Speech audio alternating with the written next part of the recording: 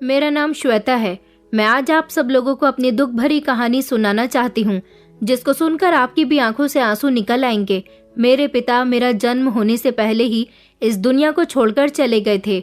उसके बाद हमारे घर में परेशानी आनी शुरू हो गई थी, क्योंकि घर में कमाने वाले सिर्फ मेरे पिता ही थे। मेरी माँ के ससुराल वालों में से भी कोई नहीं था। माँ का कोई सहारा नहीं था, इसलिए वो अपने मायके चली गई थी। मेरी माँ के माता पिता भी काफी साल पहले गुजर चुके थे। बस उनके भैया भाभी ही उनका आखिरी सहारा है, इसलिए वो अपने भैया भाभी के घर मुझे लेकर चली गई थी।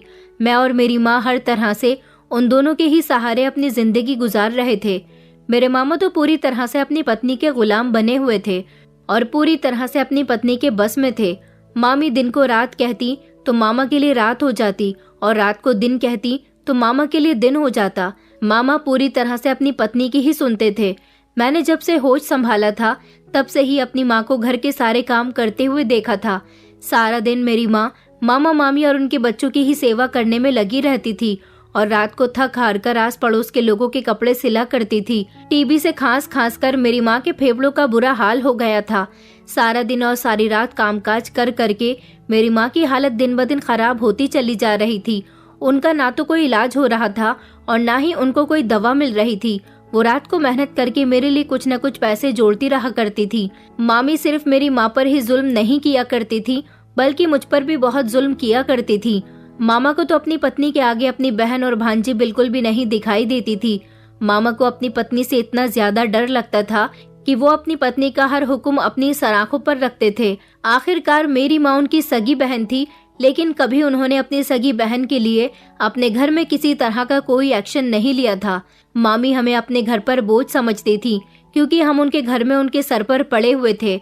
मेरी माँ कपड़े सी कर पैसे जोड़ रही थी ताकि जल्द से जल्द वो मुझे इस घर से लेकर चली जाए, लेकिन हमारा तो बुरा टाइम चल रहा था, इसलिए हमें अच्छे दिनों की उम्मीद नहीं थी। मेरी माँ को वक्त ने इतना टाइम ही नहीं दिया कि वो अपने लिए या मेरे लिए कुछ कर पाती। एक दिन खांसते खांसते मेरी माँ अपनी आंखों में अच्छे दिनों की ख्वाहिशें लेकर मुझे मामा मामी के सर पर छोड़कर हमेशा हमेशा के लिए चली गई थी। मामी जैसी जालिम औरत को मेरी माँ के मरने का भी कोई अफसोस नहीं हुआ था, और मामा, जबकि मेरी माँ उनकी सगी बहन थी, उन्होंने भी कोई खास अफसोस नहीं किया था, बल्कि वो दोनों तो बहुत ज्यादा सुकूनदेह हो गए थे, क्योंकि उनके सर से बोझ जो उतर गया था। आस पड़ोस के लोगों ने ही मेरी माँ का अंतिम संस्कार किया था। एक मेरी मामी ने मुझे घर से बाहर निकालकर खड़ा कर दिया था। पहले तो मामी को मेरी माँ के रूप में सारा दिन काम करने वाली नौकरानी मिली हुई थी, जिसकी वजह से वो मुझे भी किसी तरह से बर्दाश्त कर लिया करती थी। लेकिन अब तो मेरी माँ भी चली गई थी, इसलिए मुझे वो अपने घर में क्यों रखती। जब मेरी मामी ने मुझे घर से निकाला था तब मेरी उम्र सिर्फ 8 साल थी, और मैं नहीं जानती थी कि कौन मेरे साथ किस तरह का बिहेवियर कर रहा है। आस पड़ोस के लोगों ने मेरी मामी को बहुत समझाया था, लेकिन मामी ने कह दिया था कि जिसको ज्यादा हमदर्दी है वो इसे अपने साथ लेकर जा सकता है। मामा के दिल में तो मेरे लिए थोड़ा बहुत रहम आ भी रहा था, लेकिन मामी ने उनसे साफ साफ कह दिया था कि अगर इस घर में अपनी भांजी को दोबारा वापस लाने के बारे में सोचा भी तो खुद भी उसके साथ साथ घर से बाहर निकल जाना। इसी तरह से मामा ने भी मेरी जिम्मेदारी लेने से इनकार कर दिया था। मेरे घर से थोड़ी दूर जाकर एक घर था। जिन लोगों के पास कोई औलाद नहीं थी, उन्हें हमारे घर के हालात के बारे में सब कुछ पता था, इसलिए वो लोग मुझ पर तरस खाकर मुझे अपने साथ अपने घर ले गए थे। उन्हें बेटी की ख्वाहिश थी। उनके पास अपना एक सगा बेटा था। वो काफी सुलझे, समझदार और पढ़े लिखे लोग थे। उन्होंने मुझे अपने घर पर कोई तकलीफ नहीं होने दी थी। वक्त इसी तरह से गुजरता गया और मैं उसी घर में पली बड़ी, और देखते ही देखते मैं 22 साल की हो गई थी। मैंने 12वीं तक तो अपनी पढ़ाई कर ली थी, लेकिन अब उस घर का सहारा भी मेरे लिए खत्म होने वाला था। 6 महीने पहले ही उनके बेटे की शादी हुई थी, जिनके घर पर मैं रहा करती थी। शुरू के दिनों में तो उनकी बहू बहुत अच्छी रही, लेकिन फिर धीरे धीरे उसने अपने रंग दिखाने शुरू कर दिए थे। उसको घर में अपने पति के अलावा कोई भी पसंद नहीं था। सास ससुर को तो वो फिर भी बर्दाश्त कर लिया करती थी, लेकिन मेरे साथ तो वो ना जाने मुझसे कौन से जन्म का बदला निकाल रही थी। उठते बैठते चलते फिरते उसने मेरे इंसल्ट करना अपना दिन भर का रूटीन बना लिया था। शुरू शुरू में तो वो दोनों पति पत्नी जिन्होंने मुझे पाला था मेरी साइड लेकर अपने बेटे की बहू को डांट दिया करते थे, मगर वक्त गुजरने के साथ साथ अब उनकी बूढ़ी हड्डियों में इतनी जान नहीं रही थी कि वो अपनी बहू का मुकाबला कर पाते। फिर भी उन्होंने एक फैसला किया, इससे पहले उनकी बहू सब कुछ अपने नाम कर ले, उससे पहले ही वो मुझे किसी मजबूत हाथों के हवाले कर देना चाहते थे जो मेरा ख्याल रख सके। उन दोनों पति पत्नी ने मेरा बहुत ख्याल रखा था।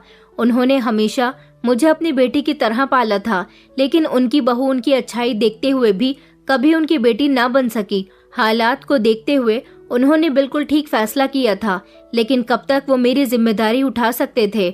मामा मामी ने तो मुझे घर से निकालने के बाद एक बार भी मेरी तरफ पलटकर कभी नहीं देखा था। ये तो इन लोगों का एहसान था मुझ पर, जो इन लोगों ने बिना किसी लालच के सिर्फ इंसानियत के नाते मुझे अपने घर में इतने सालों तक सहारा दिया था। न सिर्फ मेरी अच्छी परवरिश की थी, बल्कि अपनी हैसियत के मुताबिक मुझे पढ़ा लिखाकर किसी काबिल बना दिया था। उन्होंने मुझे अपने फैसले के बारे में बता दिया था। मैं बिना कुछ कहे सुने ही मान गई थी। वो लोग चाहते थे कि वो किसी अच्छी जगह मेरा रिश्ता तय करने के बाद मेरी शादी कर दें और जिस तरह से मेरा घर बस जाए। फिर जल्द से जल्द उन लोगों ने मेरा रिश्ता पक्का कर दिया और 1 महीने के अंदर अंदर ही मेरी शादी कर दी। शादी के बाद मैं दुल्हन बनकर अपने नए घर और नए कमरे में थी। शादी के बाद मेरे दिल में नए नए तरह के ख्याल भी आ रहे थे और खुशी भी बहुत थी कि अब मेरी खुशहाल जिंदगी शुरू होने वाली थी। मेरे ससुराल में मेरे पति के अलावा और कोई नहीं था।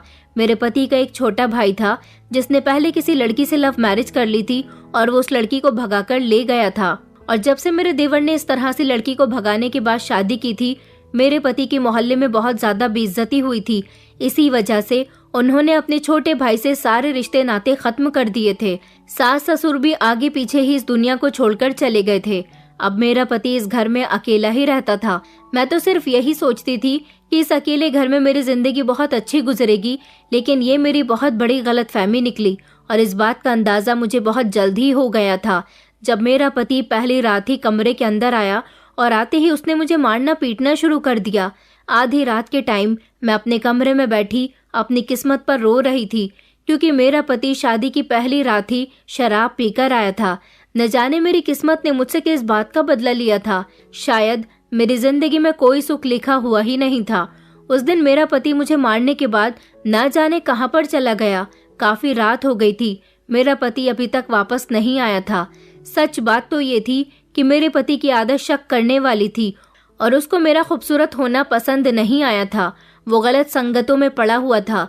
जिनकी पत्नियां खूबसूरत होती हैं वो लोग तो खुश होते हैं, लेकिन मेरा पति मेरी खूबसूरती को अपने लिए मुसीबत समझ रहा था। पहली रात से ही मैंने खामोश रहना सीख लिया था। मेरा पति बहुत ज्यादा शक करने वाला आदमी था। वो ऐसे आदमियों में से था जो अपनी पत्नियों पर बिल्कुल भी भरोसा नहीं किया करते थे।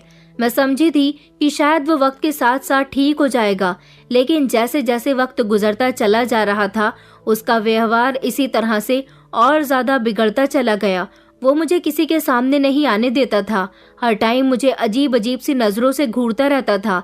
जितना टाइम वो घर पर होता था मुझे अपनी नजरों से अलग ही नहीं होने देता था और जैसे ही घर से बाहर जाता था दरवाजे को बाहर से लॉक करके जाता था। और अगर घर में कोई मेहमान आ जाता तो वो मुझे कमरे से ही नहीं निकलने देता था। जितनी देर घर में मेहमान रहते कमरे का दरवाजा लॉक करके ही रखता था। अगर कभी मैं उसका अच्छा मूड देखकर उसके लिए तैयार होती तो वो एकदम से अपने चेहरे के एक्सप्रेशन खतरनाक कर लिया करता था और मेरे साथ बुरी तरह से मारपीट शुरू कर देता था। फिर बाद में मुझसे माफी भी मांग लिया करता था। मैंने पूरे 1 साल तक ये सब कुछ बर्दाश्त किया था। मैंने कभी पलटकर अपने पति को कोई भी जवाब नहीं दिया था। उसकी इतनी मारपीट के बावजूद भी मैं उसके सिर्फ एक बार माफी मांगने पर उसकी सारी बातों को भुलाकर उसे माफ कर दिया करती थी, मगर वो हर बार फिर से ऐसे ही करता था। अब मैं उसकी हरकतों से बहुत तंग आ चुकी थी। मेरे खूबसूरत होने में मेरा कोई कसूर नहीं था, फिर भी मैं 1 साल से उसके हर जुल्म को बर्दाश्त करती आ रही थी कि शायद वो अब सुधर जाए और हमारी जिंदगी अच्छी तरह से गुजरने लगे। मगर ऐसा नामुमकिन सा लग रहा था। उसकी जुल्म तो मुझ पर दिन ब दिन बढ़ती चली जा रही थी। उसके जुल्मों की तरफ देखते हुए मैंने भी अब सोच लिया था कि मैं उससे तलाक ले लूंगी, क्योंकि मैं अब उसके इन जुल्मों से बहुत ज्यादा तंग आ गई थी।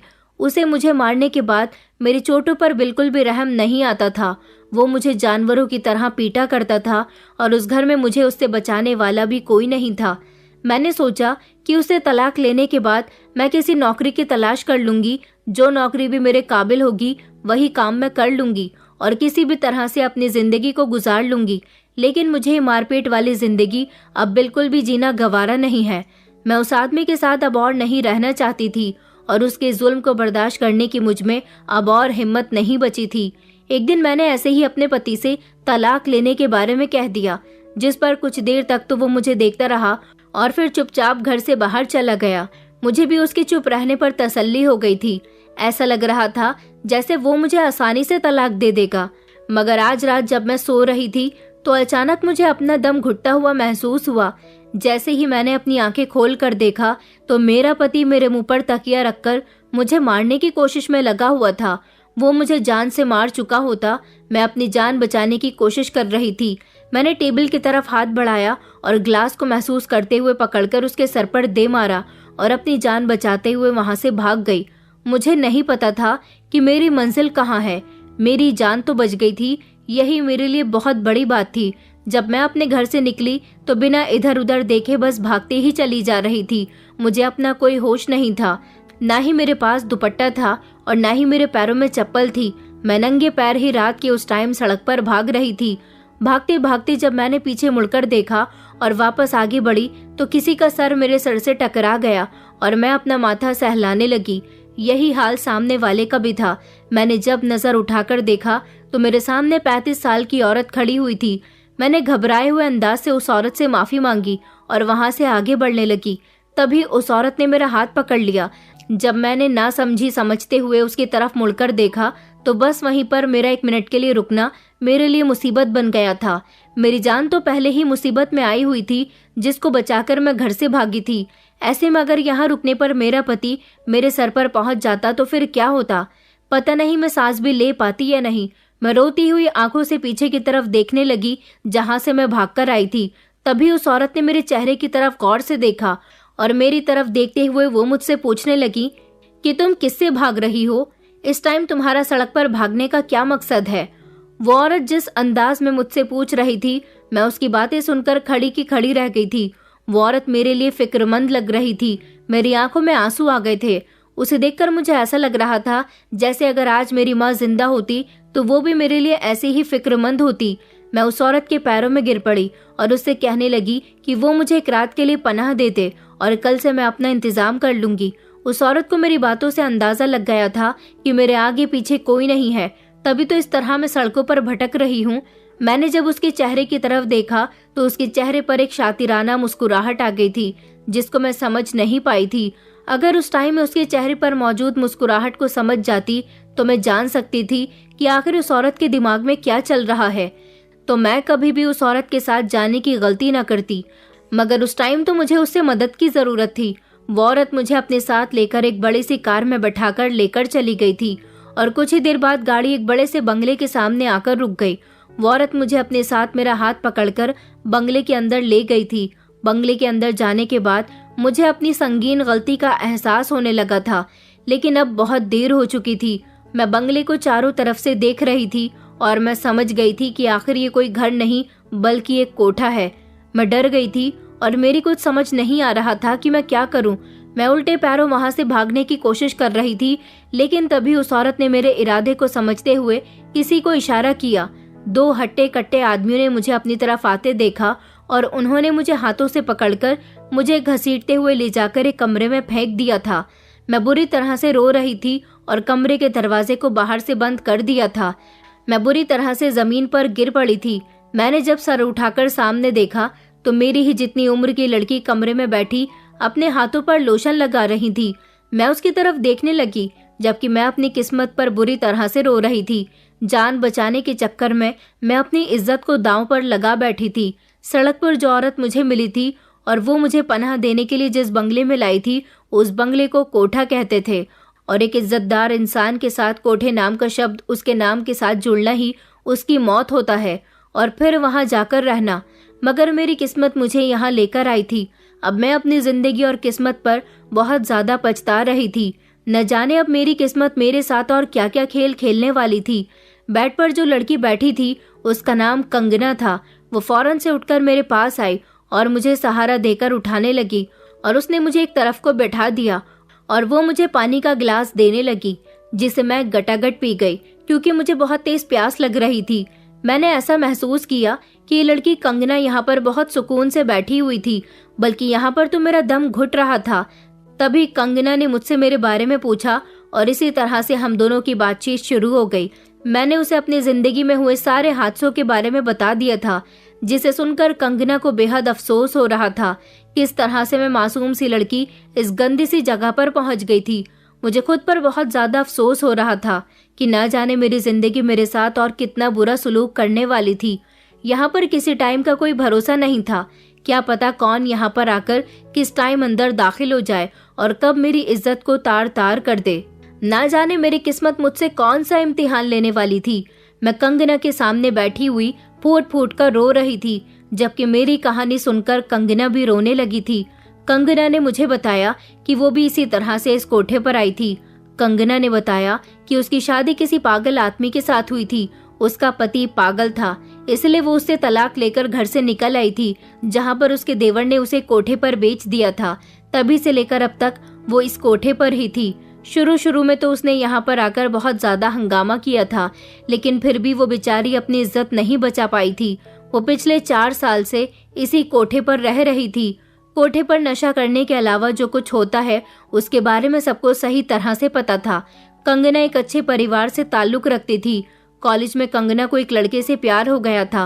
वो लड़का भी कंगना को बहुत पसंद करने लगा था और यही हाल कंगना का भी था।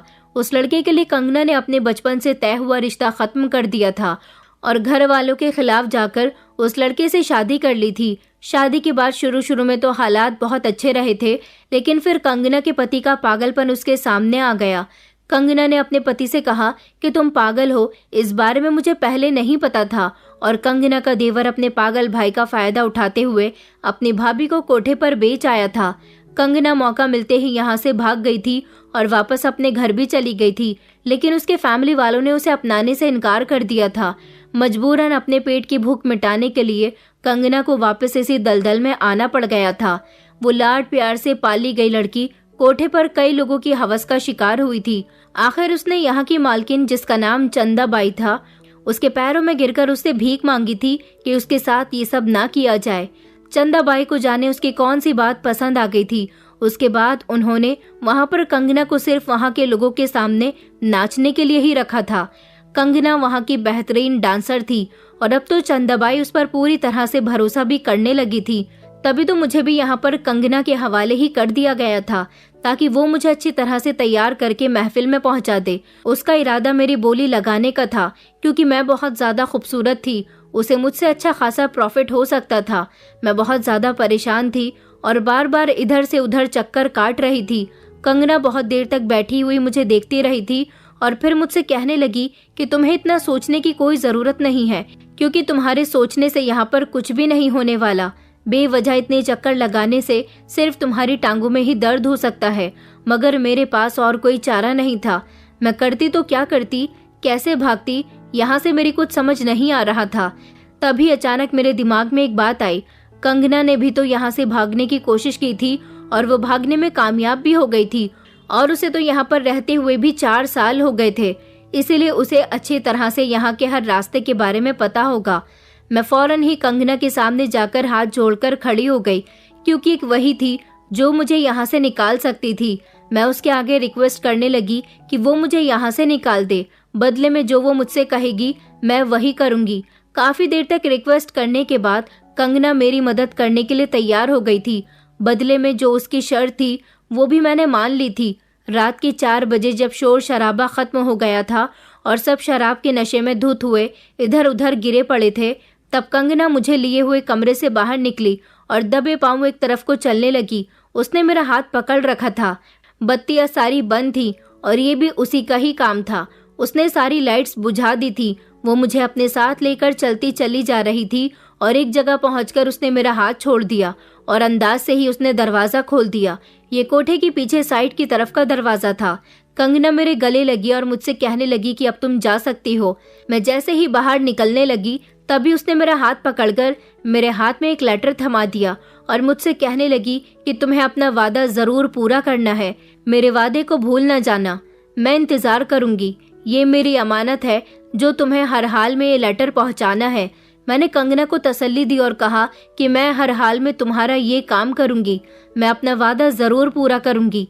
ये कहते हुए ही मैं कंगना को बाय कहकर वहां से चली गई, लेकिन मुझे ये नहीं पता था कि न जाने अब उसके साथ क्या होने वाला था।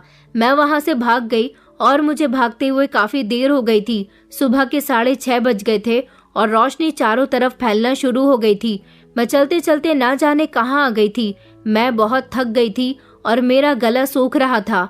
मुझे अब बहुत तेज प्यास लग रही थी। मैंने चारों तरफ देखा तो जहाँ थोड़े थोड़े फासले पर छोटी छोटी झोपड़ियां बनी हुई थी, जिससे ये पता चल रहा था कि ये भिखारियों के रहने की जगह है। इस टाइम जहाँ मैं पहुँच गई थी, ये मेरे लिए बहुत अच्छी जगह थी। मैंने कंगना के दिए हुए लेटर को अपने पास संभाल कर रख लिया था। फिर सामने की तरफ बनी हुई झोपड़ी की तरफ चलने लगी। दरवाजे के आगे पहुंचकर मैंने दरवाजा बचाया। वो दरवाजा लकड़ी का बना हुआ था और उस पर पर्दा भी पड़ा हुआ था। मेरे दूसरी बार के बजाने पर ही वो दरवाजा खुल गया। सामने से एक 20 साल की लड़की बाहर निकली थी, जो देखने में बहुत गंदी सी लग रही थी। वो मुझे घूर कर देखने लगी। तभी मैंने उसके घर के अंदर जाने की परमिशन मांगी और उससे पानी मांगा। उसने थोड़ा झिझकते हुए मुझे अंदर आने का इशारा किया, फिर मेरे अंदर जाते ही दरवाजे को बंद कर दिया। झोपड़ी छोटी सी थी। लोग इसे अपनी भाषा में झुग्गी कहते हैं, जो मिट्टी, गारे और घास फूस से बनी होती है। मैंने झोपड़ी के अंदर देखा कि बहुत ज्यादा सफाई थी, लेकिन वो लड़की मुझे बहुत गंदी लग रही थी। जमीन पर ही एक साइड में बिस्तर लगा हुआ था। एक तरफ छोटा सा चूल्हा और मिट्टी के ही कुछ बर्तन रखे हुए थे। मेरे बैठते ही उसने मुझे पानी लाकर दिया और पानी पीने के बाद मुझे अपने साथ हुए हादसे के बारे में बता दिया था, जिसे सुनकर उसकी आंखों में आंसू आ गए थे और वो अफसोस करने लगी थी। उसने मुझसे कहा कि मैं यहाँ पर अकेली रहती हूँ, तुम जब तक चाहो यहाँ पर आराम से रह सकती हो। मैं उसकी बहुत ज्यादा एहसानमंद थी और उसका शुक्रिया अदा करने लगी। वो मुझसे कहने लगी कि तुम यहाँ पर आराम करो, मैं नहाने जा रही हूँ। झुग्गी के अंदर ही छोटी सी साइड में पर्दा बना हुआ था और वो वहाँ पर बैठकर नहा रही थी। मैं उसके नहाकर आने का इंतजार करने लगी। फिर ना जाने कब मेरी आंख लग गई।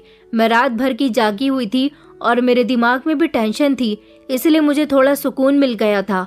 मैं बहुत गहरी और सुकून की नींद में सो रही थी। जब मैंने आंख खोली तो दोपहर हो गई थी। मैंने झोपड़ी में चारों तरफ देखा, वहां मेरे अलावा कोई भी नहीं था। चूल्हे की एक साइड पर कुछ ढका हुआ रखा था। तभी वो लड़की भी दरवाजा खोलकर अंदर आ गई। मैं उसको देखती रह गई थी। नहा धोकर साफ सुथरी होकर वो बहुत खूबसूरत लग रही थी। वो ऐसी नहीं लग रही थी जैसा मैंने उसको यहाँ आने पर देखा था। उसने मुझसे भी फ्रेश होने को कहा।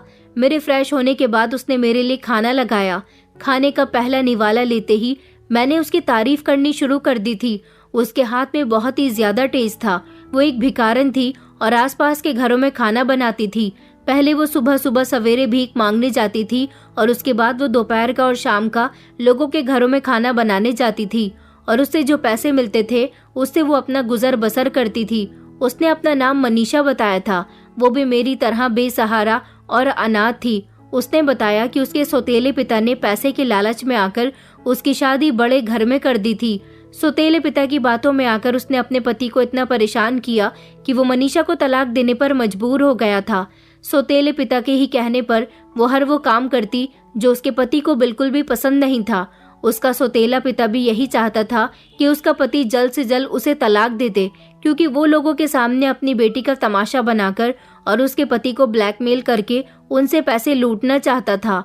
वो जानता था कि उसका पति अगर उसको मारे तो उसके शरीर पर चोटों के निशान आ जाए और जब उसको तलाक दे दे तो वो पुलिस स्टेशन में जाकर और लोगों के सामने लड़के वालों की बेइज्जती करके उनसे पैसे वसूल ले।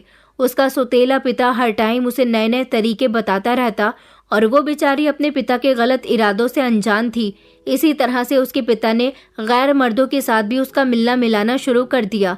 जब ये चीज उसे गलत लगी तो उसने अपने पिता से कहा कि ये सब करना बहुत गलत है। उसके पिता ने कहा कि अगर ऐसे तुम्हारा पति तुम्हें दूसरे मर्दों के साथ मिलता हुआ देखेगा तो उसे तुम्हारे साथ अपनी मोहब्बत का एहसास होगा। वो ना समझ अपने सौतेला पिता की बातों में आकर फंस गई और शादी के 4 महीने बाद ही उसके पति ने उसे तंग आकर तलाक दे दी और मौके पर ही उसके पिता ने उन लोगों से पैसे की डिमांड कर दी। उसके बाद उसके पति ने उसे घर से निकाल दिया। जब अपने सौतेले पिता के घर पहुंची तो उसका सौतेला पिता उसे देखकर बहुत खुश हुआ था, जैसे वो कोई बहुत अच्छा काम करके आई हो। सौतेले पिता पैसों के लालच में आकर मनीषा के साथ अच्छा व्यवहार करने लगा था और जब उसके हाथ में पैसे आ गए तो उसने कुछ दिनों के बाद ही अपना रंग दिखाना शुरू कर दिया था। उसके सौतेले पिता ने उसका जेवर और उसके साथ लाए हुए पैसे छीन लिए। जब मनीषा ने इस बात का हंगामा किया तो उसके सौतेले पिता ने उस पर चोरी का इल्जाम लगा दिया और उसको बेइज्जत करके घर से निकाल दिया। तब से ही वो भिखारियों की बस्ती में आ गई थी और भिखारन बनकर रह रही थी। शुरू में उसने भीख मांगकर अपना गुजारा किया, फिर उसे इस बस्ती के लोग मिल गए और वो यहाँ पर इस बस्ती में आ गई और वो यहाँ पर ही खाना बनाती थी, क्योंकि जिस घर का वो खाना बनाती थी वो अमीर लोग थे और जबकि मनीषा खाना अच्छा और टेस्टी बनाती थी, इसलिए उन्होंने मनीषा को खाना बनाने के लिए अपने घर में नौकरी पर रखा हुआ था। वो दोपहर का और रात का खाना बनाने के लिए टाइम से उनके घर पर चली जाती थी और अपने हिस्से का खाना लेकर वहाँ से आ जाती थी, जिससे वो उसे थोड़े पैसे भी दे देते थे और खाना भी दे दिया करते थे। मनीषा ने हालात का मुकाबला करना सीख लिया था, लेकिन इस सब के लिए उसे बहुत मुसीबतों और तकलीफों का सामना करना पड़ा था। अगर मैं होती तो मुझसे ये सब बर्दाश्त न होता और जाने कब की मर चुकी होती। मनीषा और कंगना की जिंदगियों से मुझे ये सीख मिली थी कि अकेली औरत का गुजारा करना बेहद मुश्किल है, जहाँ जगह जगह पर हवस के शिकारी हमारा इंतजार कर रहे होते हैं कि कब मौका मिले और वो हमारी इज्जत को तार तार कर दें। मैंने फैसला कर लिया था कि कंगना से किया हुआ वादा मैं पूरा करते ही अपने पति के पास वापस चली जाऊंगी। वो जैसा भी था, जो भी था, मगर वहाँ मेरी इज्जत को कोई खतरा नहीं था। यही मेरे लिए सबसे बड़ी बात थी कि पति के घर में मेरी इज्जत महफूज थी। खैर, शाम के टाइम पर मैंने मनीषा से अपने साथ चलने के लिए कहा। मनीषा ने जब अपने तकिए के नीचे से पैसे निकाले, मेरी नज़र मनीषा के तकिए के नीचे चली गई, जहाँ पर एक फोटो रखी हुई थी। फोटो देखते ही मैं चौंक गई थी। मैंने फौरन ही मनीषा से उस फोटो के बारे में पूछा तो जो कुछ मनीषा ने मुझे बताया, उसे सुनते ही मेरे पैरों तले से जमीन निकल गई। मैंने बड़ी मुश्किल से खुद को संभाला था और रोती हुई वहां से निकल गई थी। मनीषा भी मेरे पीछे पीछे आ गई थी। रात के लगभग 11:30 बजे पुलिस फोर्स ने कोठे पर छापा मार दिया था, जहां पर ब्यूटी पार्लर के नाम पर चंदाबाई और उसके सारे ग्रुप को रंगे हाथों पकड़ लिया गया था। ब्यूटी पार्लर की आड़ में यहां पर गलत काम किया जा रहा था। मैं कुछ दूरी पर खड़ी हुई कंगना का इंतजार कर रही थी। बहुत देर तक इंतजार किया, लेकिन वो नहीं आई। कुछ देर के बाद पुलिस ने एक लाश निकाली थी जो किसी लड़की की थी। मैं कपकपाते हुए कदमों के साथ उस लाश के पास गई और जैसे ही मैंने उस लाश के चेहरे से कपड़ा हटाया तो ये देखते ही मेरी चीख निकल गई थी।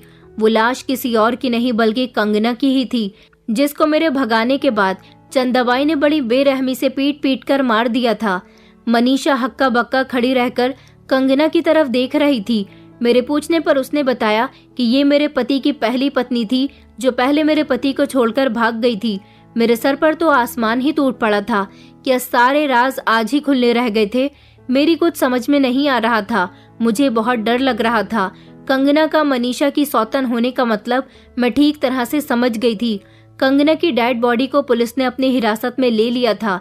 मैं मनीषा को साथ लेकर अपने घर की तरफ चली गई थी। घर पहुंचने में मुझे 2 घंटे लग गए थे। जैसे ही मैं घर में दाखिल हुई तो मेरा पति मेरे पैरों में गिरकर मुझसे माफिया मांगने लगा था। तभी पीछे से उसका भाई भी आ गया, जिसको मैंने आज तक सिर्फ फोटो में ही देखा था। मैंने अपने पति को मनीषा के सामने कर दिया। मनीषा, जो पहले ही शॉक थी, मेरे पति को देखकर फौरन ही होश में आ गई और वो मेरे पति से माफी मांगने लगी थी। मनीषा के तकिए के नीचे जो फोटो निकली थी वो किसी और की नहीं बल्कि मेरे ही पति की थी और मेरा पति मुझसे शादी करने से पहले मनीषा का पति रह चुका था और मनीषा से शादी करने से पहले वो कंगना का पति रह चुका था। मैंने अपने पति को कंगना के साथ हुए हादसे के बारे में सब कुछ बता दिया था। हम चारों लोगों की जिंदगी अब एक ही मकाम पर थी, जिसमें से कोई भी किसी का कसूरवार नहीं था। मनीषा का कसूरवार उसका सौतेला पिता था और कंगना का कसूरवार मेरे पति के पीछे मेरी नजरों के सामने खड़ा हुआ मेरा देवर था, जिसने कंगना और उसके पति के बीच फूट डलवा दी थी।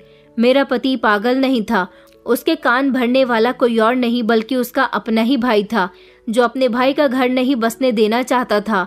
मेरे टाइम पर भी उसने मेरे पति का बुरी तरह से ब्रेन वॉश कर दिया था, इसलिए मेरा पति मुझ पर सख्ती करता था ताकि अगर मेरे पति ने मुझे लगाम न डाली तो मैं भी उनकी पहली पत्नियों की तरह यहाँ से भाग जाऊंगी। मैंने कंगना का दिया हुआ लेटर निकाला और अपने पति के हवाले कर दिया। वो एक लेटर था। जैसा जैसा मेरा पति वो लेटर पढ़ता चला जा रहा था, वैसे वैसे ही उसके चेहरे का रंग भी उड़ता चला जा रहा था। मेरे पति ने अचानक पीछे मुड़कर अपने भाई का गिरेबान पकड़ लिया और उसको बुरी तरह से पीटने लगा, जिससे उसका भाई जमीन पर गिर गया। कंगना के लेटर में लिखा हुआ था कि मेरे पति का भाई चंदा बाई का राइट हैंड था, जो मासूम और भोली भाली लड़कियों को धोखे से अपने साथ ले जाकर कोठे पर बेच दिया करता था। न जाने उसने अब तक कितनी मासूम जिंदगी तबाह कर दी थी। मेरे पति ने फौरन पुलिस को फोन करके अपने भाई को पुलिस के हवाले कर दिया था और फिर मेरे पैरों में गिरकर मुझसे माफी मांगने लगा था। मैंने अपने पति को माफ कर दिया था, क्योंकि इस सब में मेरे पति का कोई कसूर नहीं था। उसके भाई ने ही हालात ऐसे पैदा कर दिए थे कि वो मुझ पर यकीन नहीं कर पाया। मनीषा चुपके से वहां से वापस अपनी बस्ती की तरफ चली गई थी, जबकि मैं और मेरा पति, हम दोनों ने कंगना की लाश पुलिस से किसी तरह से ले ली और उसका अंतिम संस्कार कर दिया था। अब हम दोनों पति पत्नी आपस में खुश हैं, लेकिन कहीं न कहीं मनीषा की जिंदगी हमें ठीक नहीं लग रही थी। इसलिए मैंने और मेरे पति ने फैसला किया कि हम मनीषा को अपने साथ ही इस घर में रख लें। अब हम अपने परिवार में खुश हैं और मनीषा भी हमारे साथ ही इस घर में रहती है। मनीषा ने अपनी उस झोपड़ी को छोड़ दिया है। दोस्तों, उम्मीद करती हूँ आपको हमारी कहानी पसंद आई होगी। कहानी पसंद आई है तो वीडियो को लाइक करें, चैनल पर नए हैं तो चैनल को सब्सक्राइब करें और हाँ, नोटिफिकेशन बेल को जरूर दबाएं ताकि अगली अपडेट सबसे पहले आपको मिले।